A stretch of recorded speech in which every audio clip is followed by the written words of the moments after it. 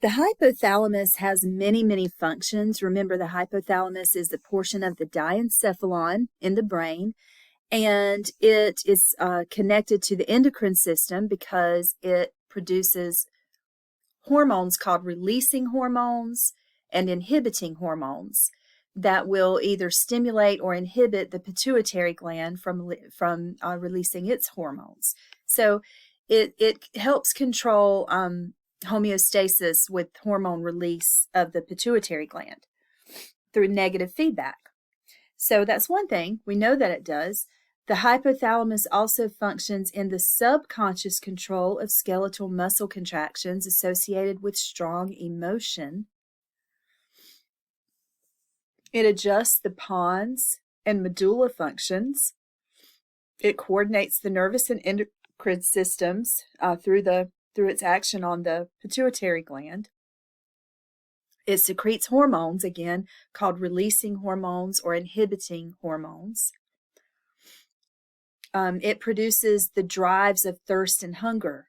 So when you're thirsty or hungry, this is coming from your hypothalamus. It coordinates voluntary and autonomic functions. It regulates body temperature and coordinates daily cycles. So many, many functions. This small area of the diencephalon is very important. The midbrain contains the reticular formation, and that reticular formation is involved in the state of wakefulness and some other involuntary functions, but is primarily associated with the state of wakefulness, your feeling of being awake. The midbrain also communicates with the basal nuclei, affecting the production of the neurotransmitter dopamine. So again, we talked about Parkinson's disease and how that's related to the basal nuclei. So there you go. The pons can influence the rate and depth of respiration, among other things. The cerebellum adjusts the postural muscles, the muscles that give you your posture, to maintain balance, the muscles that are important in posture. And then it programs and fine-tunes movements. So coordination and balance. Disturbances in balance are called ataxia. So if you have a problem with your cerebellum or damage to your cerebellum, you may have ataxia. Then we have the medulla oblongata, which is just fun to say, but you can also call it the medulla for short. But the medulla oblongata contains the reflex centers for the cardiovascular and the respiratory, for heart rate and breathing rate. The cardiovascular centers of the medulla adjust the heart rate and contraction strength. We talked about this. I'm sorry, we didn't talk about this because we haven't gotten there yet. I did with my Bio 112 class. I'm getting you guys confused, but it does adjust heart rate and heart contractility. And then the respiratory rhythmicity centers regulate respiratory rate, but they also are adjusted by the respiratory centers of the pons. So the pons and the medulla work together to regulate our breathing rate. All right, checkpoint question 20. Describe one major function of each of the 6 regions of the brain. Oh my gosh. All right, the cerebrum contains association areas. Just one of those areas, the prefrontal cortex, helps you to make predict the actions of predict consequences of your actions. Okay, so that's just one thing. That's the cerebrum. Then we have the cerebellum, which is involved in coordination and balance. We have the diencephalon, which contains the epithalamus, thalamus, and hypothalamus. It's part of the limbic system. So one of the functions of the hypothalamus is body temperature, controlling that. What have I said? Cerebrum, cerebellum, diencephalon, the There's 6 regions of the, the other 3 are the brainstem. So we have the midbrain, which acts can act as a relay center. Okay, so I'm sorry, I got a phone call and it threw me off. So we're on question 20, and we had covered 3 of the 6 regions of the brain. We covered the cerebrum, the cerebellum, and the diencephalon. The midbrain, so the brain stem, it has the last 6 regions. That would be the midbrain, pons, and medulla. The main thing we discussed with the midbrain is that it contains the reticular formation. And in fact, I'll go back to the midbrain. Okay, it contains the reticular formation, which is involved in just our state of being awoke, our state of wakefulness, and it communicates with the basal nuclei. Then we had the pons that has respiratory centers, and then we had the medulla that has the heart and the cardiovascular and respiratory centers. Now, if we go to number 23, Mary suffers a head injury that damages her primary motor cortex. Where is this area located? Well, it's in the frontal lobe. So let's go back and find exactly where it is. The frontal lobe. We had the prefrontal cortex, which is like right there in the forehead. But the primary motor cortex is further back.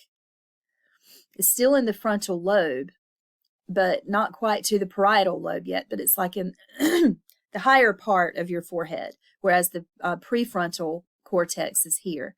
So the primary motor cortex is here, and isn't that what I just asked where it was?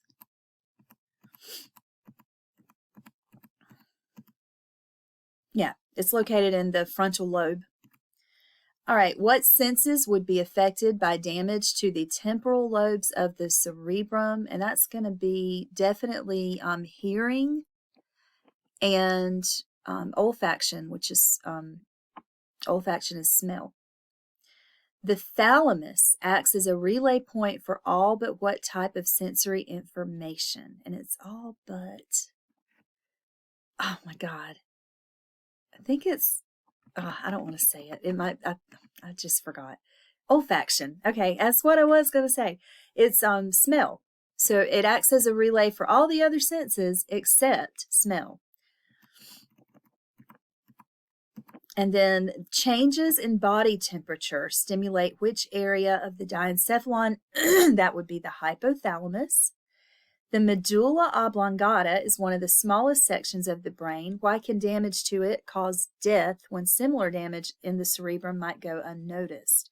Because it has the cardiovascular centers, and they affect heart rate. And so if your heart rate dropped too low or went too fast, you could die. Cranial nerves. We're going to learn the 12 cranial nerves, and we can learn them with this mnemonic, and I have another one. This mnemonic is, oh, once one takes the anatomy final, very good vacations are heavenly. Oh, once one takes the anatomy final, very good vacations are heavenly.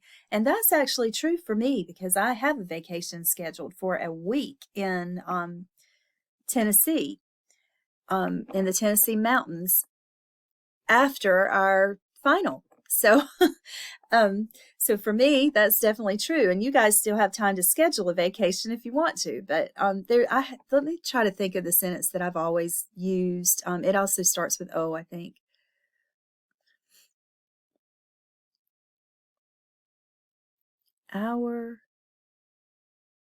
Something about trusty truck acts funny.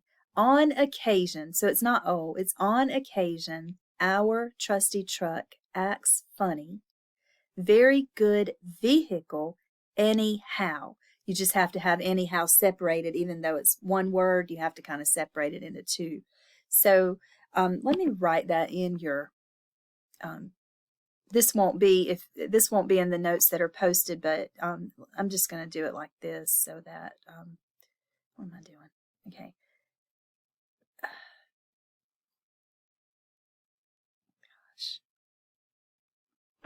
There. Okay, so I'm going to add a slide and put that in. That's not what I meant to do. Insert. New slide. And I want it to be blank. So what I'm going to do is put a text box and write my sentence here.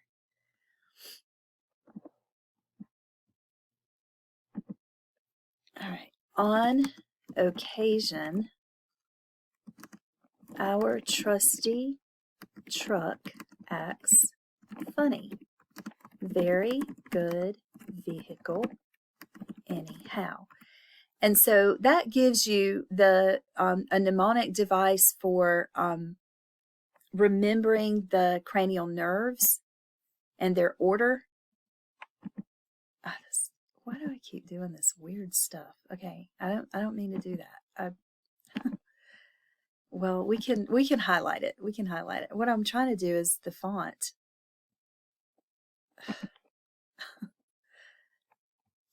All right, let's try this.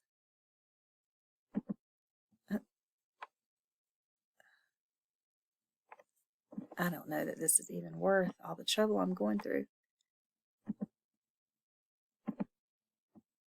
That's not doing it. Okay, just don't worry about it. But on occasion, our trusty truck acts funny. Very good vehicle anyhow. Now let's go on to the the actual nerves.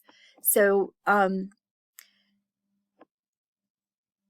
I think what we'll do is blow this up and look at the bottom portion. I mean, you can see the brain, but what we really need is to see this middle section of the brain blown up so that you can see the where the nerves, where those cranial nerves are located, or where they originate in the cranium, in the brain.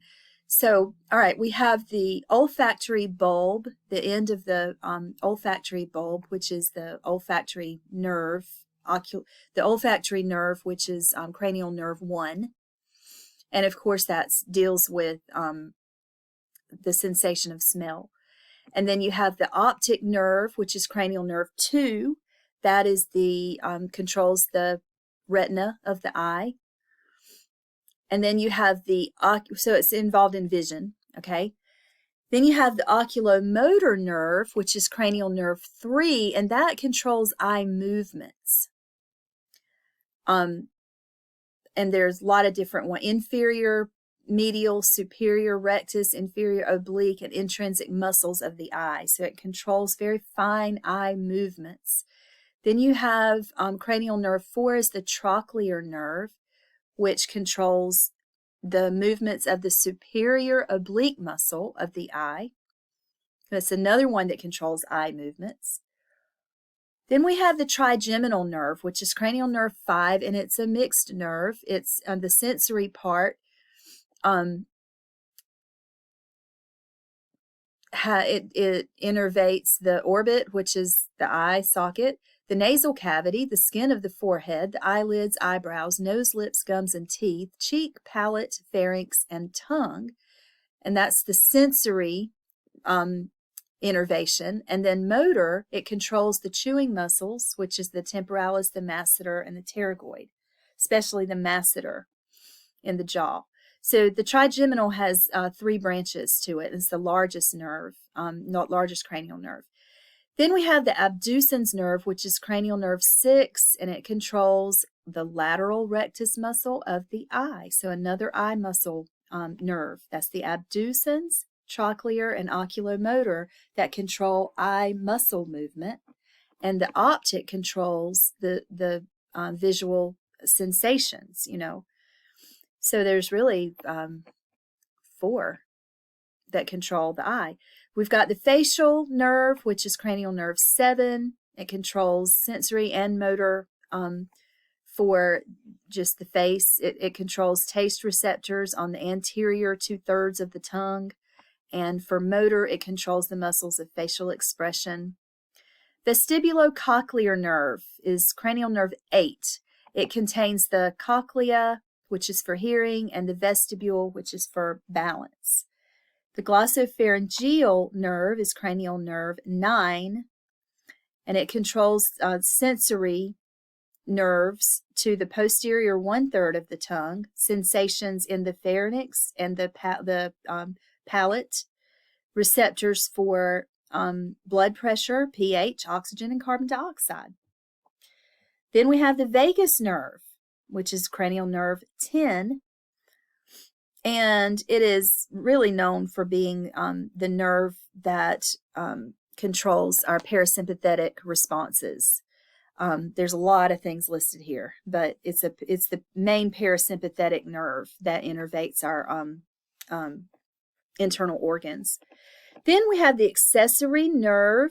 Accessory nerve is nerve 11, and it controls the voluntary muscles of the palate, the pharynx, and the larynx, and the sternocleidomastoid and the trapezius. And hypoglossal controls, which is nerve 12, controls the tongue muscles, so movement of the tongue.